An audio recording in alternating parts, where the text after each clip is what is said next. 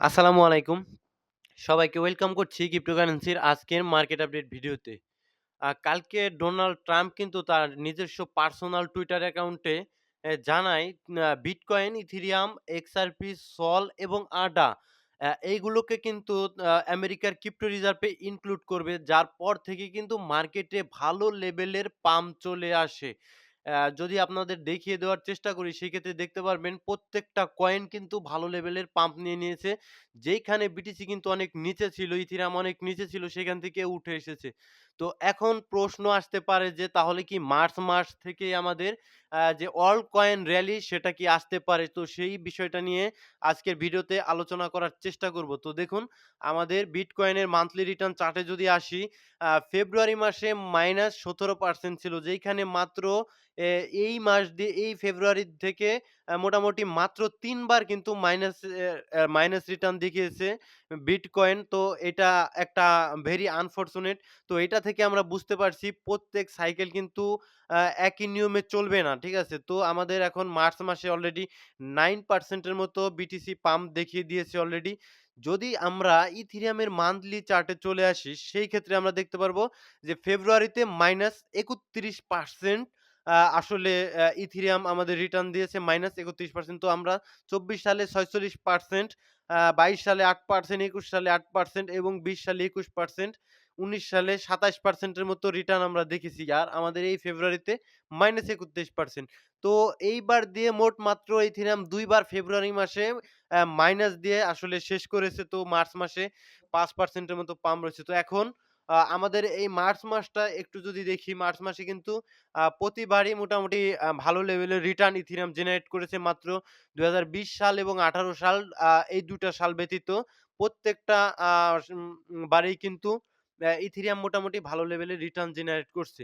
তো এইবার আমাদের মার্চ মাসে মোটামুটি দেখতে পাচ্ছি আমরা ভালো রকমের নিউজ কিন্তু উঠে আসছে। যদি আমি একটু দেখিয়ে দেই, সেই ক্ষেত্রে যদি এইবার কিন্তু বেশ কিছু ইভেন্টও রয়েছে। সামনে সিপিআই ডাটা রয়েছে, এফওএমসি মিটিং রয়েছে। এফওএমসি মিটিং থেকে যদি মানি প্রিন্টিং এর কোনো নিউজ চলে আসে, আল্টিমেটলি আমাদের মার্চ মাসটা কিন্তু ভালো লেভেলের পজিটিভিটি শুরু হতে পারে আমাদের এই মার্চ মাস থেকেই। ঠিক আছে? এবং যদি আমি চার্টে আসি, শুধুমাত্র নিউজ আসলে দেখলে হবে না। কারণ ইউএস যেহেতু রিজার্ভ এড করার কথা বলছে, সেই ক্ষেত্রে কিন্তু তারা কোনোভাবেই বেশি দামে কিন্তু এইসব কয়েন, বিটকয়েন, ইথেরিয়াম কিনে তারা রিজার্ভ করবে না। অবশ্যই তারা কম দামে কিনবে। তো আপনার চার্টের দিকে কিন্তু অবশ্যই নজর রাখতে হবে। যদি আমরা বিটকয়েনের চার্টে আসি, সেই ক্ষেত্রে এই জায়গা দেখতে পারবো মোটামুটি ভালো লেভেলের একটা আ গ্রিন ক্যান্ডেল দিয়ে বিটকয়েন উপরের দিকে উঠে এসেছে। যার ফলে এই ক্যান্ডেলটাতে এবং এই ক্যান্ডেলটাতে পুরোপুরি ইনস্টিটিউট লেভেলের ট্রেডাররা কিন্তু বাইং প্রেশার দিয়েছে। সো এইখানে কিন্তু ক্রিয়েট হয়েছে আমাদের ইমব্যালেন্স। যদি আপনাদের একটু দেখিয়ে দেই, ইমব্যালেন্স ক্রিয়েট হয়েছে। সো এই ইমব্যালেন্সটাকে ফিল করতে কিন্তু বিটকয়েন নিচের দিকে আসার চেষ্টা করছে। তো এখন প্রবাবিলিটি থাকবে এটাই। বেশ কিছু সিএমই গ্যাপও কিন্তু নিচের দিকে ক্রিয়েট করছে। আমি দেখাতে পারছি না আজকে। আ আমি পরবর্তী কোনো ভিডিওতে এসব সিএমই গ্যাপ আবার দেখিয়ে দেওয়ার চেষ্টা করব। সো এই ক্যান্ডেল গুলো কিন্তু নিতে বিটিসি আবার কিন্তু আসতে পারে। ওকে? নেক্সট যদি আমরা ইথেরিয়ামের ক্ষেত্রে দেখি, ইথেরিয়াম কিন্তু অলরেডি তার প্রাইসটাকে যেটা পাম্প দিয়েছিল মোটামুটি ব্যালেন্স করে ফেলার চেষ্টা করছে। যদি একটু আপনাদের দেখানোর চেষ্টা করি, সেই ক্ষেত্রে আপনারা দেখতে পারবেন এইখানে মোটামুটি ভালো লেভেলের একটা ক্যান্ডেল দিয়ে উপরে উঠে এসেছে। সো এইসব ক্যান্ডেল কি কারণে আসে? আপনারা জানেন যখন ইনস্টিটিউট লেভেলের বড় প্রতিষ্ঠান যখন আসলে বাইং করে, তখন এইরকম ক্যান্ডেল কিন্তু দিয়ে মার্কেট উপরের দিকে চলে যায়। যেহেতু নিউজ একটা এসেছে, গুড নিউজ, সো এটা কিন্তু ওভারঅল ক্রিপ্টো মার্কেটের জন্য বুলিশ, এতে কোনো ধরনের কোনো সন্দেহ আমি দেখছি না। কিন্তু এখন কিন্তু প্রাইস একবারেই উপরে চলে যাবে না। নিউজ যতই ভালো থাক, আস্তে প্রাইস কিন্তু ব্যালেন্স করে দেন কিন্তু আ প্রাইস উপরের দিকে যাবে। এটাই কিন্তু সবচেয়ে বেশি সম্ভাবনা থাকবে। তো এইখানে দেখতে পাচ্ছেন সুন্দর একটা ইমব্যালেন্স এবং তার নিচে দেখতে পাচ্ছেন অর্ডার ব্লক আমাদের ইথেরিয়ামের ক্ষেত্রে। তো যারা একদম নিউজ দেখলে পরে ঝাঁপিয়ে পড়েন কয়েন বাইং করার জন্য উপরে, তো তাদের বলব সুযোগ আপনি পাবেন সারা জীবনই। ক্রিপ্টো মার্কেট হোক, স্টক মার্কেট হোক, ফরেক্স মার্কেট হোক, প্রত্যেক জায়গায় ধৈর্য দিয়ে আপনার আসলে মানিটা জেনারেট করতে হবে। তো এইখান থেকে কিন্তু এই জোনটাকে মিটিগেট করে ইথেরিয়াম আবার উপরের দিকে যাওয়ার চেষ্টা করবে। যেহেতু আসলে আমাদের নিউজগুলো ভালো, তো প্রাইসটাকে একটু ব্যালেন্স করে আবার ইথেরিয়াম চেষ্টা করবে উপরের দিকে যাওয়ার এবং ডমিনেন্সের কথা আমি গত ভিডিওতে বলেছিলাম। ডমিনেন্সে আমাদের একটা ইম্পোর্টেন্ট জোন রয়েছে। সো দেখতে পাচ্ছেন জোনটা কিন্তু আসলে অ্যা মিটিগেট করেছিল। যদি আপনাদের একটু আমি দেখিয়ে দেওয়ার চেষ্টা করি, সেই ক্ষেত্রে আপনি দেখতে পারবেন এই যে আমাদের যে ইম্পোর্টেন্ট জোনটা, এখানে আসলে ডমিন্যান্সটা নিচের দিকে আসার জন্য উচিত ছিল। এখানে দেখতে পাচ্ছেন ক্যান্ডেলটা উইক দিয়েছে। সো একটু ডান পাশে যদি আসি, সেই ক্ষেত্রে আমি এখানে একটা ইমব্যালেন্স দেখতে পাচ্ছি। সো সম্ভবত ইমব্যালেন্সটা টাচ করেই সম্ভবত উপরের দিকে চলে গেছে। দেখতে পাচ্ছেন? ইমব্যালেন্সটা টোটালি টাচ করে উপরের দিকে চলে গিয়েছে। সো এই ইমব্যালেন্সের আর কোনো কাজ নেই। এটা ইনভ্যালিড হয়ে গেছে যেহেতু এটা অলরেডি একবার মিটিগেট হয়ে গেছে। সো এখন যদি এই জোনটায় যদি আসলে সুন্দরভাবে রেড ক্যান্ডেল দিত, সেক্ষেত্রে আমাদের জন্য আরো ভালো হতো। তো এই জোনটায় রেড ক্যান্ডেল না দিয়ে একটা উইক দিয়ে যেহেতু উপরের দিকে চলে গিয়েছে, এখন আমাদের জন্য ডমিন্যান্স এ ইম্পোর্টেন্ট জোন হবে এইটা। যদি উপরে যেহেতু বিটিসির প্রাইস বাড়া আরম্ভ করেছে, সেক্ষেত্রে ডমিন্যান্সটা কিছুটা বাড়বে। দেন আস্তে, আস্তে কিন্তু ডমিন্যান্সটা পড়বে। সো এইখানেও কিন্তু একটা ইমব্যালেন্স দেখতে পাচ্ছি। সো এখন আপাতত ডমিন্যান্স তার এই ইমব্যালেন্সটাকে কিছুটা মিটিগেট করবে। মিটিগেট করে দেন কিন্তু আবার উপরের দিকে চলে যাওয়ার আ চেষ্টা করবে। ঠিক আছে? তো একটু অল্ট কয়েন গুলোতে আপনি আস্তে, আস্তে ইনভেস্ট করবেন। একদম পাম্প দেখেই আপনাদের একটা সমস্যা রয়েছে। পাম্প দেখেই কিন্তু আপনারা আসলে কয়েন গুলো বাইং করার জন্য একদম রেডি হয়ে যান। সো এটা করবেন না। আসলে এইসব সমস্ত নিউজ যেহেতু আপনারা আগে থেকে জানবেন না, সেই ক্ষেত্রে নিউজের ইভেন্টের ফলে যখন পাম্প হবে, তখন কিন্তু মার্কেটের প্রাইসটা একটু ডাউন করার চেষ্টা করবে। প্রাইস ব্যালেন্সিং এ আসার চেষ্টা করবে। যখন ব্যালেন্স করবে এখান থেকে যদি আপনি একটা ফিবোনাচি টানেন, সেই ক্ষেত্রে আপনি দেখতে পারবেন, যদি আমি এখানে দেখাই, এখান থেকে যদি একটা ফিবোনাচি ড্র করেন সেক্ষেত্রে আ এই পর্যন্ত আসতে পারে। ঠিক আছে? 0.5 লেভেলের নিচে ডমিনেন্সটা আবার আসতে পারে। আসার পরে কিন্তু দেন আবার উপরের দিকে যাওয়ার চেষ্টা করবে। যেহেতু আমাদের বিটকয়েন এখন বুলিশ হয়ে গিয়েছে। ঠিক আছে? সো একটু ধৈর্য ধরবেন। অল্ট কয়েন গুলোতে আপনারা সুযোগ পাবেন। একদম পাম্প এন্ট্রি করবেন না। অবশ্যই এখন অনেক মানুষ কিন্তু আডার পিছনে ছুটবেন। যেহেতু আডা কিন্তু আসলে রিজার্ভ এড হচ্ছে, সোলানা রিজার্ভ এড হচ্ছে, ইথেরিয়াম। তো এই সমস্ত কয়েন কিন্তু আপনারা আসলে পিছনে ছোটার চেষ্টা করবেন। আপনারা বলছি না আমি আপনি যাবেন না, কিন্তু প্রাইসটা একটু ব্যালেন্স হোক, একটু কারেকশন নিক, নিচের দিকে যাক। যেহেতু অলরেডি আডা দেখুন 50% এর মতো কিন্তু পাম্প নিয়ে নিয়েছে। তো প্রাইসটা একটু ব্যালেন্স হোক, তারপরে আপনি নেওয়ার চেষ্টা করবেন। তো প্রতিনিয়তই কিন্তু শিখতে থাকুন। কোনোভাবেই আমার এই ভিডিওগুলো আপনাদের ফাইন্যান্সিয়াল অ্যাডভাইস নয়। এটা কিন্তু সম্পূর্ণ এডুকেশনাল পারপাস এ আমি ভিডিও মেক করার চেষ্টা করি। সো এটাকে এডুকেশন হিসেবে নিবেন। কোনোভাবেই ফাইন্যান্সিয়াল অ্যাডভাইস হিসেবে নেবেন না।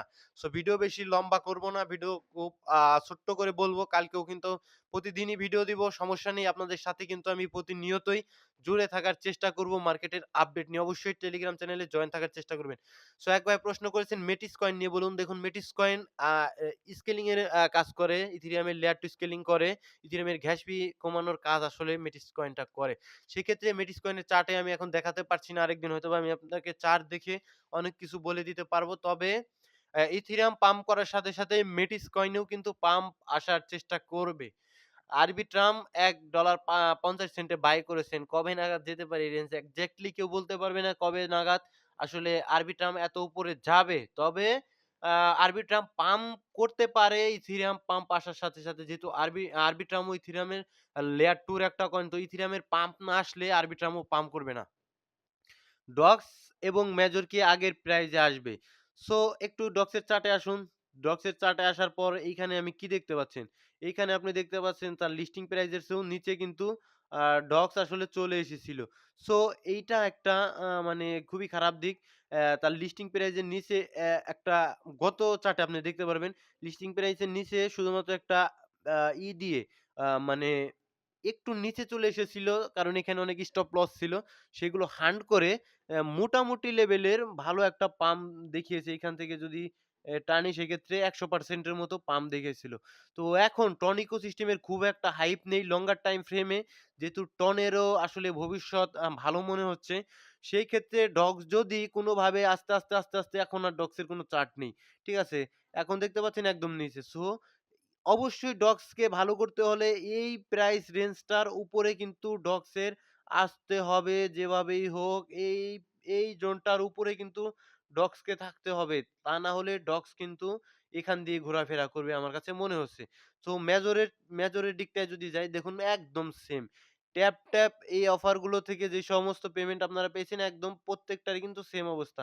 এই প্রাইস রেঞ্জের উপরে মেজরেরও উঠে আসতে হবে।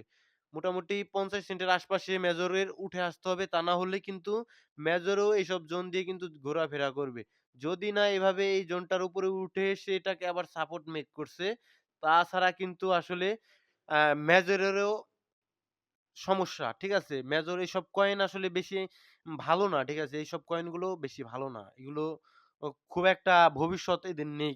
আমার কথা আপনার খারাপ লাগতে পারে কিন্তু এটাই সত্য কথা কিন্তু। ঠিক আছে? এগুলোর আসলে কোনো ভবিষ্যৎ নেই। এগুলো আসলে খুব একটা ভালো কয়েন নয়। এগুলো মিমি কয়েন ১ এ তো আর ২ এ তো খুব একটা হাইপ এদের নেই। আর ডজ কয়েন সম্বন্ধে আপডেট থাকলে দেন, বিজিবি কয়েন রাখলে কেমন হবে? ডজ কয়েন ভালো, ইলন মাস্ক যতদিন আছে ডজ কয়েনের ভবিষ্যৎ ভালো। বিজিবি কয়েন অলরেডি অনেক দিয়েছে আপনাদের। আর কত এই বিজিবি কয়েনটাকে আপনারা আশা করেন আমি জানি না।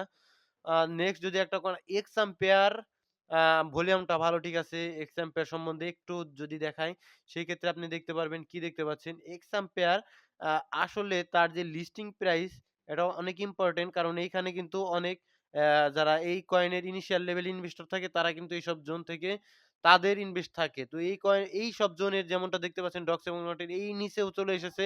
অর্থাৎ যারা ইনভেস্ট করছে তারাও কিন্তু এই কয়েন থেকে বের হয়ে গিয়েছে। তো এই ক্ষেত্রে এক্স আম্পেয়ার আমি দেখতে পাচ্ছি যে এর নিচে কিন্তু প্রাইসটা আসেনি এইখানে। যদি একটু চার্টে দেখি যদিও এইসব মিম কয়েনের চার্ট খুব একটা কাজ করে বলে আমার মনে হয় না। এইখানে একটা ইমব্যালেন্স, ওকে? এই ইমব্যালেন্সটাই কিন্তু প্রাইস অলরেডি একটা ট্যাপ করে প্রাইস এখন সাইডওয়েজ এ রয়েছে। So major A May x umpire কয়েনটা এখন এই জায়গায় কিছুদিন accumulation হতে পারে। accumulation হয়ে দেন আবার কিন্তু পাম্প দেখাতে পারে এইসব জায়গায়। ঠিক আছে? পাম্প নিতেই পারে। ঠিক আছে? এইসব পাম্প কিন্তু সাডেনলি নিবে। কোনোভাবেই একদিনেই কিন্তু এইসব পাম্প মানে নিবে না। আস্তে দেখতে পারবেন হঠাৎ পাম্প আস্তে নেওয়া শুরু করেছে। মার্কেটের কন্ডিশন যখন ভালো থাকে। আর রেডিয়াম কয়েন আপনার $৪.৫০ নেওয়া। শুনুন রেডিয়াম কয়েন আসলে সল ইকোসিস্টেমেরই করে। ঠিক আছে? ডেক্স ওকে। সল ইকোসিস্টেমের ডেক্স সলের যখন আসলে পাম্প করবে, তখন এই রেডিয়ামও পাম্প করার চেষ্টা করবে। কারণ ওই সলের ভলিউম বাড়বে, ওই ডেক্সের ট্রান্সেকশন বাড়বে, ট্রেড ভলিউম বাড়বে। সমস্ত কিছু যখন বাড়বে, তখন রেডিয়ামও পাম্প করার চেষ্টা করবে। সো নেক্সট যদি আমি একটা কমেন্ট পড়ি, তা ওজিসি কয়েনটা স্ক্যাম কোন সন্দেহ নেই। পাম্প করবে না তা নয়। কিন্তু আমার কাছে স্ক্যাম মনে হয়। ভাই সল্ভ কয়েনটা নিয়ে কিছু বলেন। সল্ভ কয়েন এটা কি করে জানেন? এটা হলো গিয়ে বিটকয়েন স্টেকিং প্ল্যাটফর্ম। যেমন আপনারা দেখতে পান ইথেরিয়াম স্টেকিং প্ল্যাটফর্ম রয়েছে। বেশ কিছু রেঞ্জও দেখতে পান। তারপরে আরো বেশ কিছু কয়েন রয়েছে। যেমনটা ইথেরিয়াম স্টেকিং করা যায়। সেম ভাবে আপনার এই যে এই সল্ভ প্রোটোকলটা বিটকয়েন স্টেকিং করা যায়। ঠিক আছে? যেখান থেকে আপনার সল্ভ বিটিসি অ্যা অ্যা আসলে স্টেকিং করলে সল্ভ বিটিসি হয় এবং রিওয়ার্ড দেয়। ঠিক আছে? সো সল্ভ প্রোটোকলটা ভালো করতে পারে যদি এর চার্টে আমি আসি, সেক্ষেত্রে আমি দেখতে পারছি যে প্রাইসটা মোটামুটি এই যে জোনটায় রয়েছে খুবই ইম্পোর্টেন্ট জোন, ঠিক আছে? এইসব জোন থেকে প্রাইস যদি বাউন্স করার সম্ভাবনা থাকে। আর আদারওয়াইজ যদি এর নিচে পড়ে যায় তাহলে কিন্তু কয়েনগুলো আরো অনেক নিচে চলে আসে। যেমনটা আপনারা এই ডক্সে দেখতে পেয়েছেন। অ্যা এইসব জোন থেকে যখন নিচে পড়ে যায় তখন কিন্তু প্রাইস অনেক নিচে পড়ে যায়। আর এক্সাম্পেয়ার এর সল্ভ কয়েনের এখন পর্যন্ত নিচে পড়েনি। আসলে এই জোনটাকেই সাপোর্ট বানিয়ে মোটামুটি একটা পাম্প নিয়েছে ৪৪% এর মতো। আবার এই জোনটাকেই আবার সাপোর্ট করে উপরের দিকে চলে যাওয়ার সম্ভাবনা সবচেয়ে বেশি সল্ভ টোকেনে থাকবে। এসব কয়েন মার্কেট ক্যাপ কম নিলে অল্প অ্যামাউন্টের নিবেন। ভালো থাকবেন সকলে, সুস্থ থাকবেন। আর প্রতিনিয়তই আপনাদের সাথে আমি আপডেটেড থাকার চেষ্টা করব। মার্কেটের নিউজ কিন্তু আমি কন্টিনিউয়াসলি আপনাদের দিব। সাথে টেকনিক্যাল এনালাইসিস ও দিব। এবং ফান্ডামেন্টাল এনালাইসিস সমস্ত কিছুই মার্কেটের আস্তে আপনাদের আসলে বুঝিয়ে দেওয়ার আমি চেষ্টা করব। তো ভালো থাকবেন সকলে, সুস্থ থাকবেন। দেখা হচ্ছে পরবর্তী কোনো ভিডিওতে। আসসালামু আলাইকুম ওয়া রাহমাতুল্লাহ।